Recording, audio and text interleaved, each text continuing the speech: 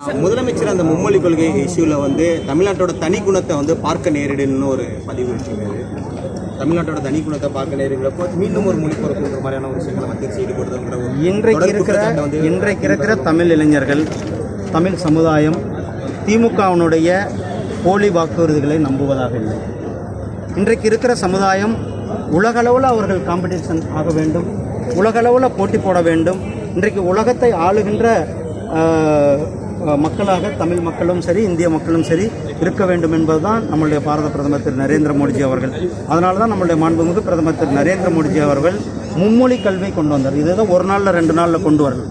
இது மிகப்பெரிய அளவில் கன்சல்டேஷன், பெரிய பெரிய அகாடமிஷியன்ஸ், வல்லுநர்கள், அதே கல்வியாளர்கள், இது எல்லா தரப்பு மக்கள்கிட்டையும் கருத்து கேட்கப்பட்டு அந்த கருத்துக்களினோட அடிப்படையில் இந்த புதிய கல்விக் கொள்கையானது உருவாக்கப்பட்டிருக்கிறது. இந்த புதிய கல்விக் கொள்கை 2 விஷயங்களில் நாம் பார்க்க வேண்டி இருக்கிறது.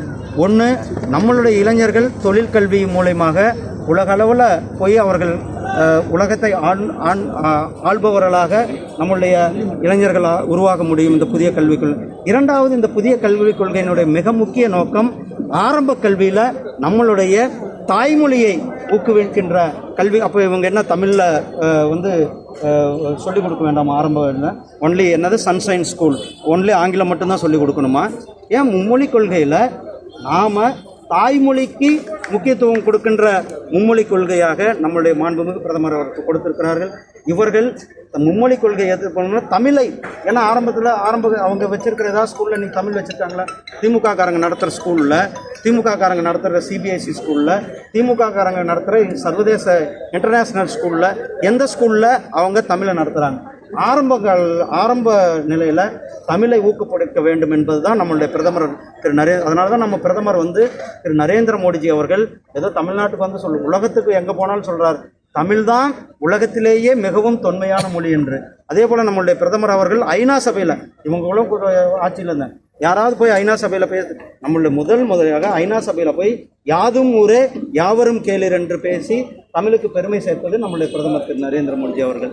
அதே போல் பாரதியாருக்கு இந்து பனாரஸ் யூனிவர்சிட்டியில் அங்கே இருக்கை அமைத்து கொடுத்தது நம்முடைய பிரதமர் திரு நரேந்திர மோடிஜி அவர்கள். அதே போல் காசி தமிழ் சங்கம், காசிக்கும் தமிழ்நாட்டுக்கும் உள்ள உறவை புதுப்பிக்கும் விதமாக இப்போது 3வது எடிஷன் நேற்று தான் தொடங்கி வைக்கப்பட்டிருக்கிறது. நேற்றெல்லாம் நம்மளுடைய நிருபர்கள் கூட நம்ம அங்கே போயிருக்கிறார்கள், அங்கே நேரடியாக பார்க்குவதற்கு.